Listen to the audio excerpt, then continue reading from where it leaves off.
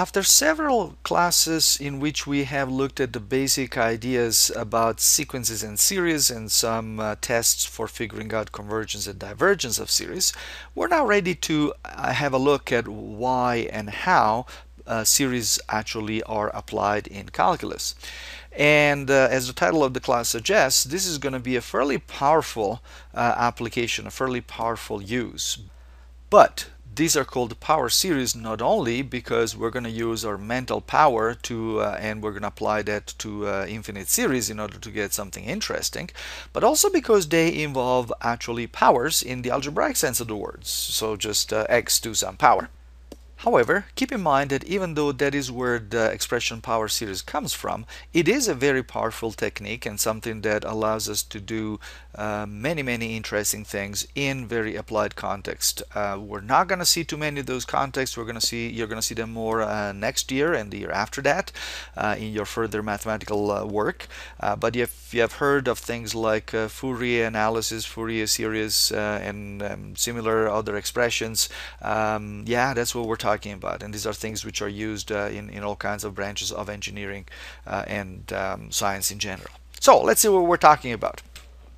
First of all, we're going to start from reviewing the idea of a geometric series. Remember, these are fairly basic series. Fortunately, we know everything about them. And in fact, we know that they actually converge if r is between -1 and 1. And otherwise, they're going to diverge. Okay. Now, what we're going to do is we're going to just look at the geometric series with a slightly different perspective. What we're going to do is we're going to consider r, this fixed ratio, as actually a variable. So instead of using r, which implies or makes us think of a fixed number, let's write a geometric series in terms of x, thinking of x as the ratio. So a series like this will look like a plus ax plus ax squared, etc., right?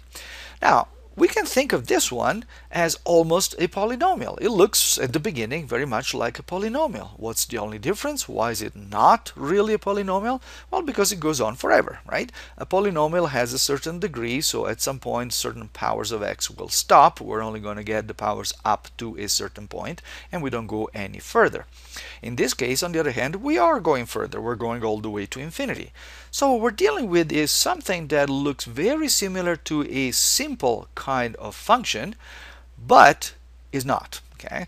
However, the question is, can we use some of the simple properties of polynomials, especially in the context of calculus, and apply them to this kind of series? Okay. So the question is, can we use this polynomial structure to do something interesting with these series? Of course we can, otherwise we wouldn't do this class.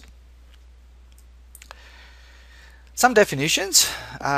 So first of all, given a sequence an and a constant c, the series written like this, so it's the sum from 0 to infinity of an x minus c to the power n. Notice that our series actually starts at 0. This is one of those situations where changing the starting point actually is going to pay off in terms of notation and the kind of things that we want to do with it.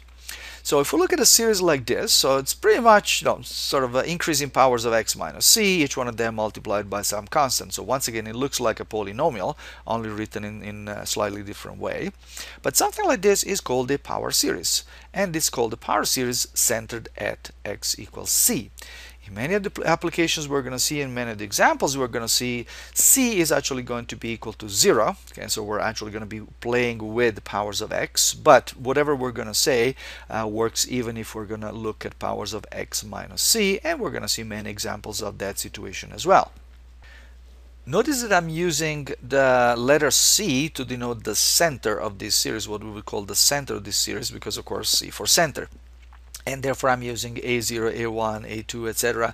as the usual coefficients. Now this is not a universal notation. You're going to find, for instance, your textbook will reverse the thing, will call the coefficients c0, c1, c2, etc. and the center a.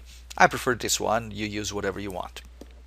All right, so this is a what we call a power series. Okay, it looks pretty simple and harmless, and we'll notice that because it's written entirely in terms of x, it is in fact a function of x. So I can think of a function f of x being given by the sum from 0 to infinity of a n x minus c to the power n. And so the question is, what are the calculus properties of this function? Okay, so now we have made the connection between infinite series and functions. And now that we have functions, then we can do things like computing domains, computing derivatives, computing integrals. Yeah, we're going to do all those three things. But first of all, let me frame the whole problem of these power series in terms of two major issues. There are two major questions that we're going to be looking at when analyzing a power series. The first question is, what are the properties of a power series as a function? Okay, so I mentioned earlier the issue of domain, which is going to be very important. We're going to look at it soon. And then there is, of course, the questions of calculus. Can we take the derivative of this thing? How can we take it? Can we take the integral?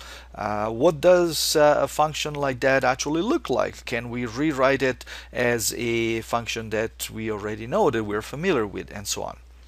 And then the second question, which we're going to look in the next topic, is, well, which functions can be written as power series? Can I write any function as a power series, or are there some limitations?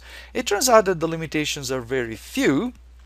And in fact, for any one of the functions that we have been playing with so far, we can write it as a power series, and we're going to find out what the advantage of that is.